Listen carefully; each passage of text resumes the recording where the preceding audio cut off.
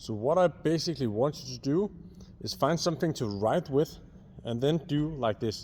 You need to write 1 just below the thumb as I did here. And then on your arm you have to write 2. And on the back of your hand you have to write 3. So that means when I'm about to hit the shuttle, in the beginning I'll only be able to see this 1. And this is actually how I start doing this movement. Then I'm dragging the arm back, and when I bring my elbow forward like that, then I'm able to see number 2, and everything up here looks basically totally correct. And when I'm going to release and hit the shuttle, whoops, I can see number 3. So the movement is actually just 1, 2, 3. I'll call it basically a cheat code because it tells you how to move your racket when playing.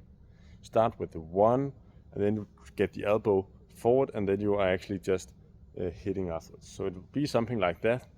And this is basically the 1, 2, 3 movement I just showed you. Just stand still and get some lifts and go through the numbers 1, 2, and 3. The grip I'm just gonna show you here is the forehand grip. So that means I'm actually holding the grip like that. I take the frame like that and have to get it just inside here. So that is basically the grip. I have to hold loose grip and make sure that the grip is out in the fingers and not in here. In here I cannot do this snappy movement with my racket. I can do the snappy movement right here. Here it's impossible. So that's basically the first thing. So getting this snappy movement work for you is the first crucial step, because the snappy movement gives you this sound. This one is without squeeze. I'm holding very, very tight. Get it. Now try to loosen up and do like that. Just when I'm about to hit, I rotate and squeeze with the 3 fingers here. Small movement. And much more energy. So loose and hit. Loose and hit. And that is what creates much energy, because just in the last second when you're going to hit, the snappy movement comes. When I try to hit all I can on Oliver, here it will be, I cannot do it so much power. Even though I really try, but there's something wrong. But if I just need to just stay a bit more relaxed, then I might be able to hit harder. So stay relaxed and do much better. And that's simply because we need to tighten up at the correct moment. But you need to tighten up just when you're about to hit, then you need to tighten up. You do not need to tighten up all the time, because you cannot really make a big and fast swing. You can actually hear it. So if I do like this, or here, the sound tells you that the second one is much more fast. Then it's all about how fast can we move our arm. Basically, the first thing that is going to happen, if you just stand just like me, getting the elbow back and hitting, the strings will be facing in each direction. It will be impossible to think about a shuttle going that way towards the camera right now if I'm hitting like that. That's because I need to rotate here in my forearm. And when I'm rotating, it needs to be something like that, so the strings actually is pointing that way I want the shuttle to fly. So that means when I'm getting the elbow back, grips and all of that is still in the same place as I just showed you. And then the elbow goes forward.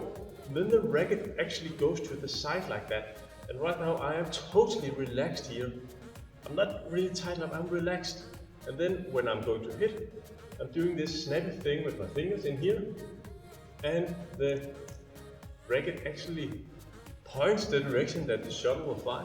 Then I finish the movement like that. So it will be something like this. And with speed.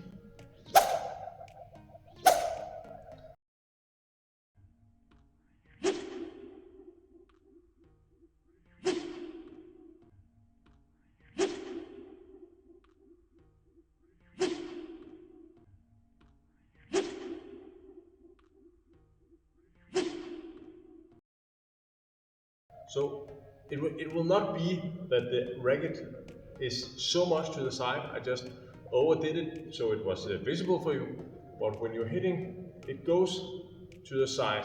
And what is very important when you bring the elbow forward is that you are able to see it to your right side, maybe a bit up or below, but surely to the right side if you're right-handed like I am. If you're not able to see the elbow to your right side, when going to do this, you will not be able to stretch your arm and hit it at the highest point possible and getting the deepest and best smash or powerful shots as you can. So make sure that now I can see the elbow to my side, and then I'm able to hit the shuttle above me at a very, very high contact. What you can do is just basically throw some shuttles or throw up anything around to see if you get this movement right. When you begin to get it right, you should see if you can get this snappy effect with your simulation, because the snappy effect is very, very difficult to do because you don't have anything that you can do it with. So make sure that find something to have the snappy effect with. You say, for example, the racket like I have here. So right now, if I have the snappy effect, then I will actually hit with a lot of power. To create this snappy effect, you really want the racket to be out in your fingers and not in here. And when you are to hit the shuttle, you rotate in your forearm and then you push and squeeze the grip like I do with these 3 fingers. So in the beginning it's actually just my thumb and my pointing finger that is holding the racket.